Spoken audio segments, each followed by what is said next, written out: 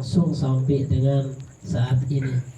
Kita kembalikan lagi segala sesuatu yang kita laksanakan hendaknya merujuk dan berlandaskan sehingga nanti kita membuahkan hasil, baik hasil di dunia maupun di akhirat terlebihnya, sehingga segala langkah kita, usaha kita, amal kita tercatat ada hasil yang memang benar, itu adalah benar. Dan di mana pada malam hari ini disampaikan bahwa Majelis Syababul Mustafa, kegiatan ngopi dan yang lainnya yang berkenaan dengan majelis, insya Allah punya landasan, punya dalil.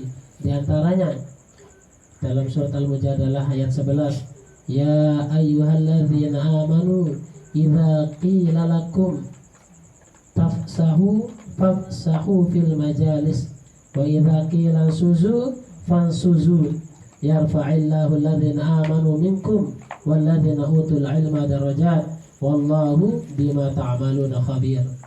Dalam ayat ini bahwa memang benar adanya majelis, dan khusus lagi majelis dalam agama, yaitu tadzkirah, saling memperingati.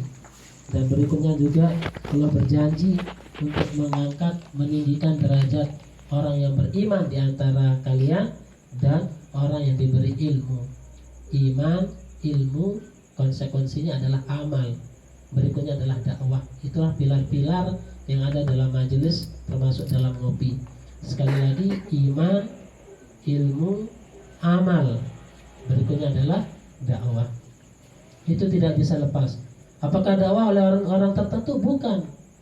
Sampai dengan meninggal, yang namanya dakwah itu ada di diri kita, melekat. Tidak ada namanya pensiun. Begitu juga dengan iman. Dulu di dalam kandungan rahim ibu kita sudah bersaksi bahwa Allah adalah Tuhanku, aku adalah hambanya.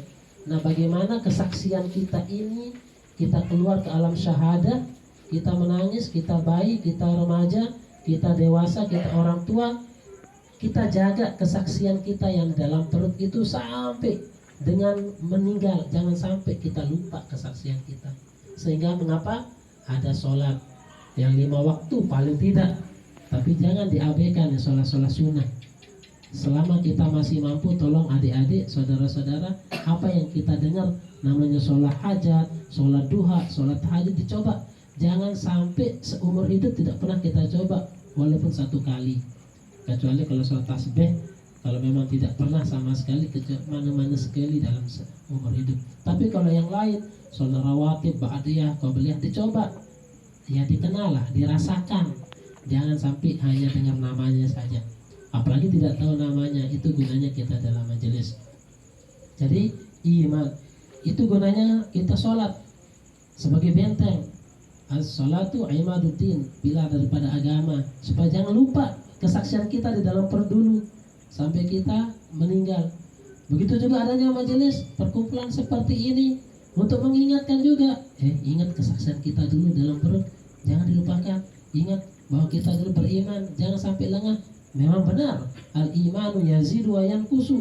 Ada kalanya dia bertambah, menggelora, bersemangat. Ada kalanya dia turun, down, sepi. Tapi jangan sampai hilang. Itu gunanya kita kumpul untuk ngecas.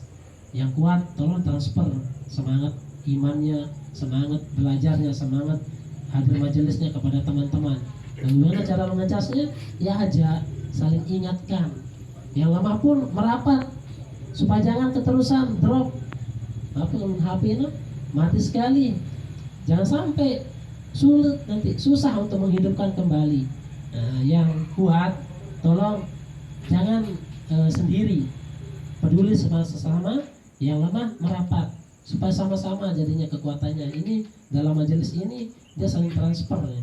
Saling transfer kekuatan, baik dalam bentuk iman maupun semangat.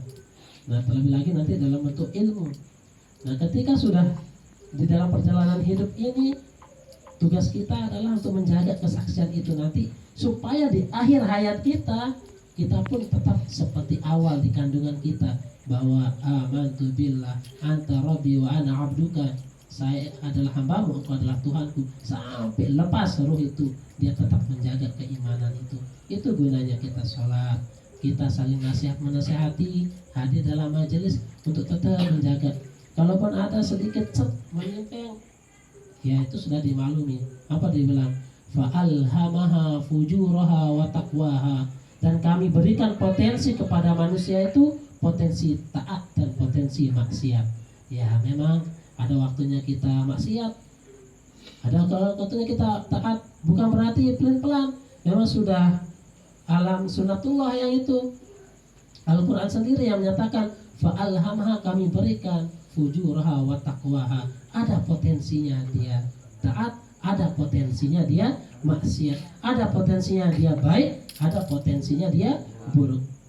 Ada kalanya kadang-kadang kita maksiat, tapi ada kalanya kita juga taat. Ada kalanya kita baik, ada kalanya kita buruk. Itu potensi. Nah, itulah fungsi daripada teman-teman kita yang baik. Kita deketin. Mengapa? Al-mar'u ala dini khalili. Kondisi keimanan, keislaman seseorang itu tergantung sahabatnya, tergantung temannya. Falyanzur ahadukum mayukhalil. Maka hendaklah seseorang itu melihat di antara kalian kepada siapa dia berteman. Itulah ukuran daripada kondisi keimanannya. Itu gunanya teman. Teman kita perhatikan. Apakah boleh dengan yang lain? Boleh. Tapi kuat-kuatan yang mana? Jaga gitu. Yang mencerminkan kondisi kita adalah teman sekitar kita. Nanti dia yang memberikan kita kekuatan, kita pun saling merangkul dalam keimanan. Mengapa? Karena kemahiran dalam berakhlak itu diantaranya adalah mahir dalam bermuamalah. Mana dia mahir dalam bermuamalah? Memberikan manfaat, baik manfaat dunia maupun manfaat akhirat. Memberikan untung dunia, untung akhirat. Dia untung dunia doang teman-teman. Lalu kalau akhirat dia saling tajak, ajak masjid, ajak majelis, rugi. Jadi kalau kita bersahabat, kita lihat untungnya untung dunia dan untung akhirat. Hadirin rahimakumullah, kembali lagi ke pilar yang tadi. Maka alhamdulillah kegiatan ngopi tidak sembarang kegiatan, tidak asal-asalan. Kita merujuk lagi kepada dalil yang tadi, bahwa kita semua ini hendaklah bermajelis. Ketika dalam majelis, papsau, kalau kita diminta untuk geser, dia geser. Dalam darah batur datang geser, dia sengaja dia tahu. Benar-benar iya maksudnya lihat. Mengapa? Karena ketika kita bergeser, memberikan tempat peluang bagi orang, atau di luar pun kita rangkul, maka Allah akan memberikan kita kelapangan.